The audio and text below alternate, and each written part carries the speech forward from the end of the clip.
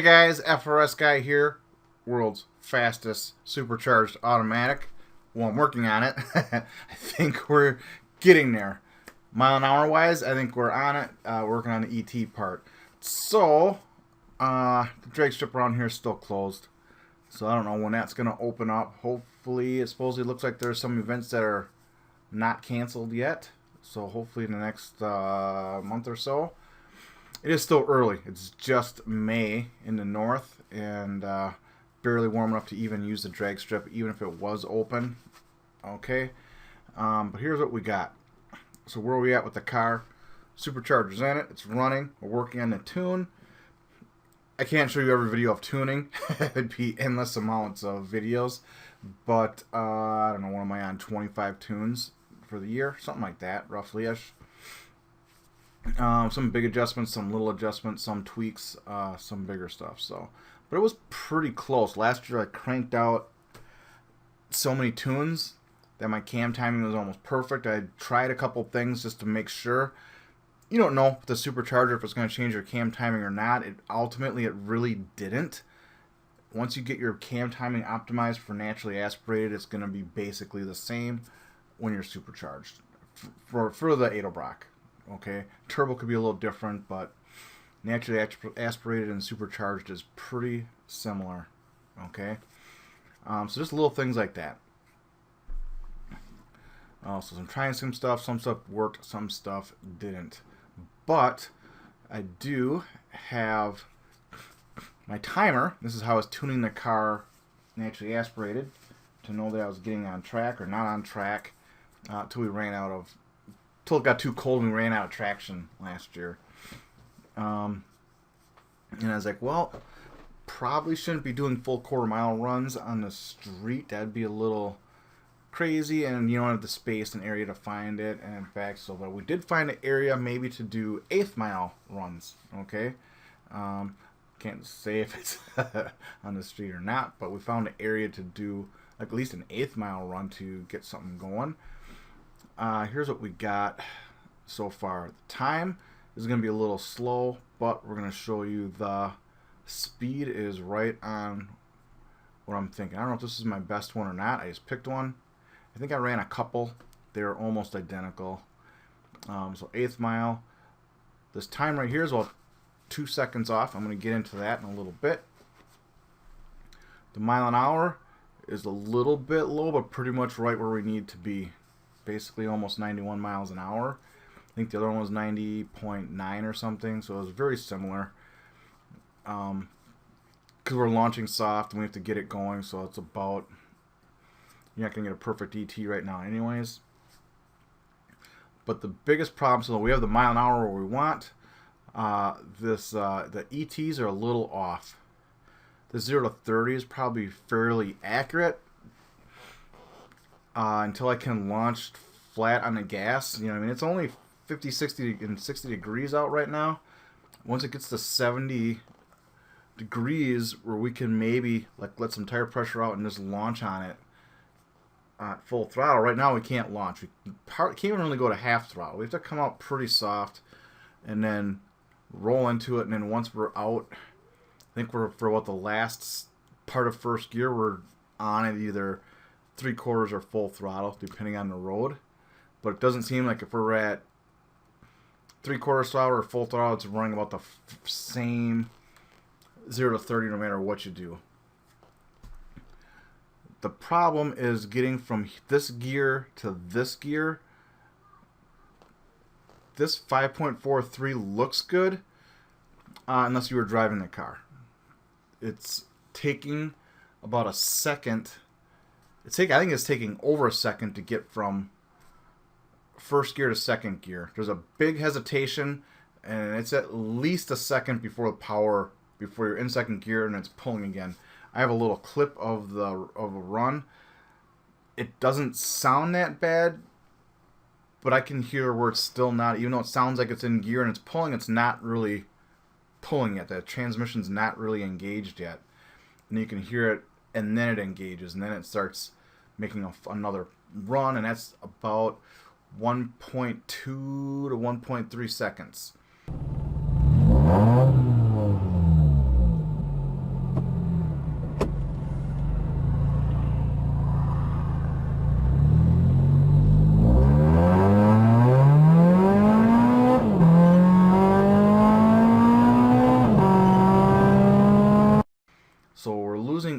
a second in the first shift, and probably about a second going into third. And the fourth gear shift doesn't seem terrible.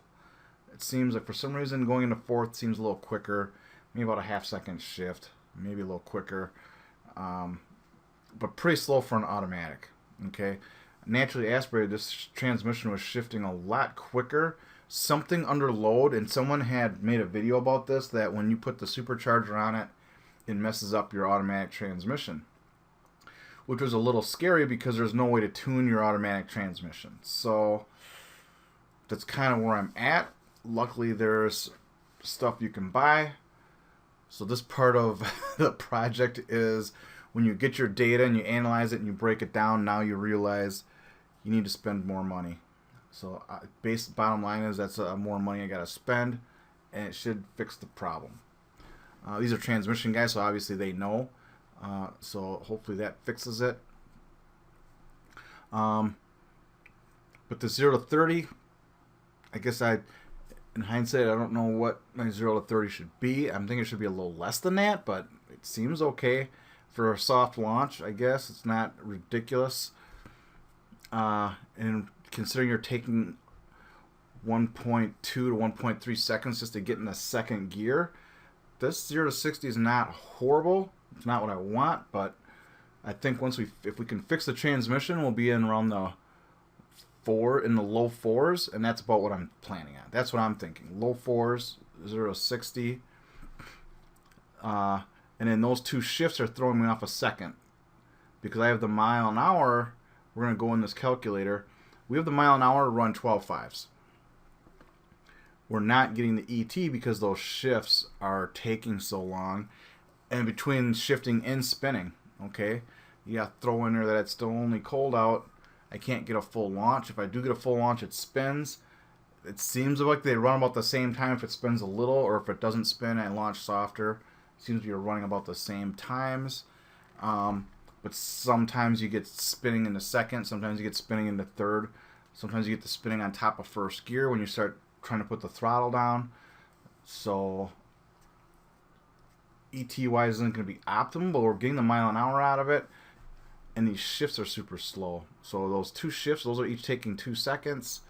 There's actually 3 shifts in there, but the fourth shift I don't think is really slowing us down. So those first 2 are taking so long. That's knocking... If you knock those 2 seconds out of there, we're right where we need to be. Running low 8s, 8th mile is going to get you into mid to low 12s. So right now our ET is off, but our mile an hour is where we need to be. See the shift times? Like a manual transmission, you should be able to shift a manual transmission in half a second. That's what I'm saying. Right now with my automatic, it'd be faster with the stick. That transmission is shifting super slow. So if you have the automatic and a supercharger, unfortunately, there's more money in the horizon. It is not. It's a fun car. It's great to drive. There's nothing wrong with it. You're gonna love it. The only thing you're not gonna like is shifting out of first and second. Shifting into second and shifting into third takes so long. You're gonna lose races over that. It's like giving up a car or two when you shift gears. It's like you're pulling on someone hard, you shift gears and you lose at least a car, maybe a car and a half, just changing gears. That's a little bit annoying, but we're gonna fix that. So you can see here, even on Wikipedia, they're saying an average manual car driver can shift in 500 milliseconds. I can shift faster than that. So right now, I think on a good transmission, you might be able to shift down to 3 milliseconds, maybe not consistently, but about 4 milliseconds is probably a good stick driver, which I think I can do. And this car right now is taking over a second to get into second gear. That is ridiculous. So we got to fix that. So we're working on that right now. I have to go order parts. There's not much to do with the tune-wise. I did one little thing. It seems like it helps, but sometimes it's still, the shift just hangs. There's something wrong with the... It can't handle the extra torque or something, and there's no way to tune it. It would be great if these guys would add transmission tuning as a hint. Can we get some transmission tuning? Problem is the transmission is a Toyota, And all Toyota stuff is top secret. I'm so glad. The only thing about this car is it's a Subaru engine, so at least you can tune that. Because Toyota is so secretive about their stupid ECUs. It's just annoying. Because you can get a good car with good reliability, but you can't modify it. So it sucks. Hear that, Toyota? It sucks. Then, okay, so we got our shift times. We got to speed that up. Hopefully we can get it down to like 2 milliseconds would be awesome. That's kind of what I'm hoping that basically you have to order a valve body, so hopefully that fixes that. They're saying that it does. And these guys work on all different kinds of transmissions. In fact, they make transmissions parts for GTRs, so they would, I think, know transmissions. So hopefully if we're down in this 2 millisecond shifting range, I'd be happy at that. I mean, 100 milliseconds would be optimal, but I don't think just throwing a valve body in there is going to do that. Hopefully it's in the 2 to 3 milliseconds, so you're out shifting the manuals no matter what. Inconsistent every single time. Bam, bam, bam. You're shifting faster than a manual every single time. That's kind of what I'm going for. That's why I went with the automatic, and for easier launching and breaking less parts. So let's see what I'm talking about here. My car weight should be about 27, even with the supercharger. I added some weight and cut weight, so I think I added, the supercharger net adds 40 or 50 pounds, but I think I have 100 pounds out of the car, and I'm 200 pounds. So right now, my car weight should still be at 29. It could be a little lighter, could be 28.50 with me in it, everything, gear, gas, everything. I just, nothing, I got some lightning done, but it's still a full functioning car. Full seats, full interior, everything. Stripping the interior saves a pound or two anyways, so I just not going to mess with it. When I was doing this test here, I was on, where is that? When I was doing this test, I was only on like E28, something like that. I'm walking my map up, okay? I put a little bit of flex fuel in just to make sure it was working. And then I was running about E25, E28, that range. I walked it up to E30. But I think the day of this test, it actually dropped down a little bit. I was at right around E28. E28, so I'm tuning the map. I'm guessing that's about 300 horsepower. Because the supercharger is giving you in the 280 range. 280 to 290. So 285 is with the good tuning and exhaust, which is what I have. And then a little bit of flex fuel probably bumps you up 10 to 20 horse, so I'm estimating around 300 horsepower roughly. So with my car, 2,900 pounds, wheel horsepower of 300 horsepower, I should be able to run an eighth mile of 8.4. So see, this is where I'm showing you that my ET is off, okay? Because that eighth mile time is only going to net me like it's saying a 15-second run, but I'm already doing 90 miles an hour at the eighth mile. So I'm going to clear the traps in the mid 112. I'm going to show you in a second. My trap speed should be about 115 to run 12 fours. This is what this calculator says. But the main thing I'm looking at here is this 91 miles an hour through the eighth mile is going to get me to about 112. If I'm running 112, 113, with 2,900 pounds, we calculate that. That's again getting me to my 320 horsepower. So these things are all coming out. They're all matching. The mile an hour, the weight is coming out. That's about a 12.5 car. This is our eighth mile conversion. Here's another chart. They're saying I need to be running about an 8.1 to run these mid 12s, right around an 8. Then run the low 12s, I have to run like a 7.7. 7.6. I'm targeting this range right here, a 7.8 to 8 flat, 8.1, 8.2, somewhere in here. I know is going to get me a low 12-second pass. All these calculators are a little different, but cars pull differently. If you have, I think we have two different cars here. Basically, with this project, I'm kind of comparing. Ultimately, should I get a V8 car? Ultimately, I'm like, well, I love this 4-cylinder. It's fun. The car, like, I love the car, but we don't have enough power. So how can we get this car to go? We have to throw a supercharger on it. Well, is it worth the money to supercharge it, or should I just start a new project, get a V8 car? To start a whole new car from scratch, one, these cars are 25.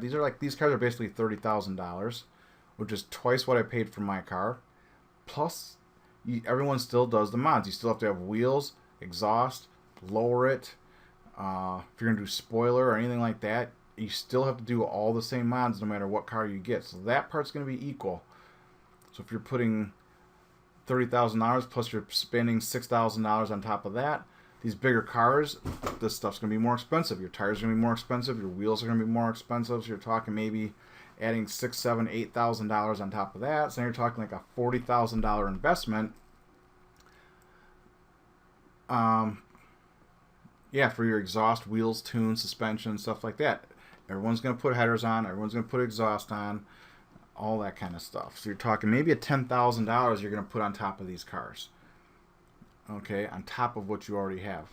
So now I'm like, well, that means I got to start from scratch. That's $40,000, or the supercharger kit is maybe another $6,000 because I already have some of the parts.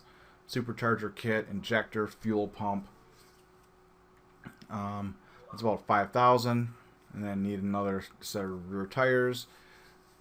So maybe about about $5,500. And is it going to give me V8 power?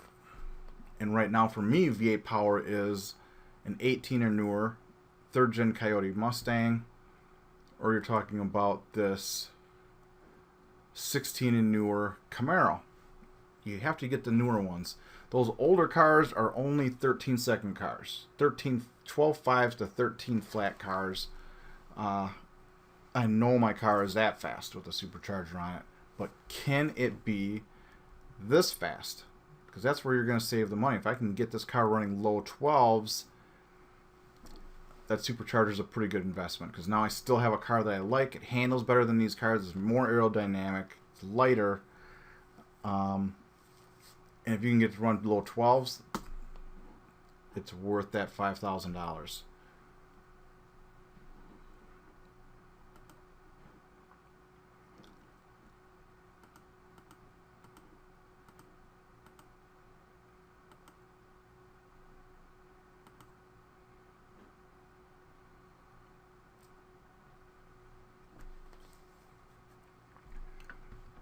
So here's what the calculator says I should be doing. I have this part, we're close to this. And again, with these different cars, that was my point. These cars mile an hour different, and they ET different. This Camaro is going to 8th mile like a monster and then run out of steam, where this Mustang is going to 8th mile a little weak and then make it up on the top end. When you're going through at the end of the quarter mile, this car is pulling harder no matter what. Everybody knows that. Coming off the line, this car is going to pull harder because you have that more torque. This torque's going to launch this car out there and get you rolling, and then this Mustang is going to be chasing you down with that top end horsepower. So these calculators are good and fine, and they're kind of a reference, but each car is going to run different. But I know I'm going to get the mile an hour. I think with the supercharger, my car is probably a cross between it's going to average those two out.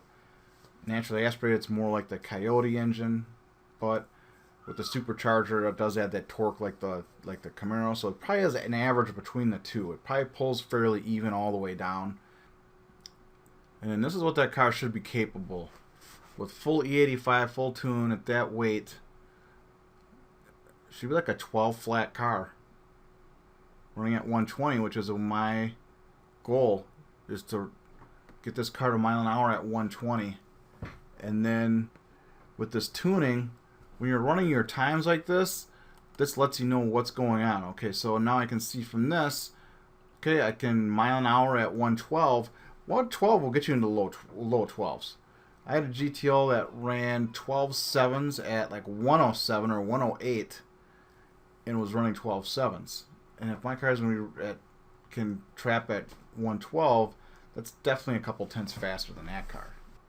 So it's a mid 12-second car with that tune on it. Now, since then, I've gone to E40, and that's a different car. it's a different animal. I don't know if I can get it to hook on E40, but the power is completely different. Once you start getting the flex fuel up on this car, the power difference is insane. Runs like a completely different car. Now, once you get to E40 on this supercharger, that feels like V8 power. We were out. We did a cruise. I never had to pass half throttle, and those V8 cars were straining to keep up. I was working them. They couldn't just hit the gas a little bit and catch right back up. They had to work it a little bit to keep up. So here's where we're at. We have the mile an hour. We don't have the ET. So when you break this down, it basically means you have to spend more money. There's nowhere else for my car to flex. There's a little bit of spin. We're spinning. It's still cold out. But there's no way we should be 2 seconds off on the ET. This ET and this mile an hour don't match at all. In fact, I run 1/8 mile where I lifted. I think I went through the 8th mile at 70 miles an hour and had the same time. And I wasn't even on the gas. So it's like the time is way off because something is going on. But I've got hard motor mounts, aluminum drive shaft, all that stuff. There's nowhere for anything to flex or tweak. Anything left is the transmission, and then that's shifting super slow. So we're going to fix that, which means more money. But I think if we get that fixed, then I'll bring our ET down, and then we can actually do some run for time. Right now we're just running for mile an hour, and then hopefully we're running this. These 0-60s are like 4 flat. I mean, basically you have to get the 0-60 down to low 4s on a 4-cylinder, and then get this down to an 8 flat, and this mile an hour will then come up 92. If it comes up to 92, 93, that's what the Coyotes are running. They're going through the 8th mile at 92 to 93 and running 12 flats. That's kind of what I'm judging this all off of. So fix that ET, and that'll bump our mile an hour up 1 or 2 miles an hour, and we'll be right on track to run 12 flats, which is ultimately the goal of this car. If I can run 12 flats, then I can tell everybody, supercharge your car and put flex fuel on it. Don't worry about a V8. And if you can get the thing to hook, you'll be beating probably any V8 with a stick. You'll probably beat them, especially off the line, if you can get it not to hook, or if you can get it not to spin. That's it. FRS guy here. I think I got a little winded. I don't know. I don't have to edit this video, but this car is capable of 12 5s. We have to spend some more money. We're going to get it down there, and then get you guys some more content. Parts are on the way. Subscribe, like, and share. Click, click. Thanks.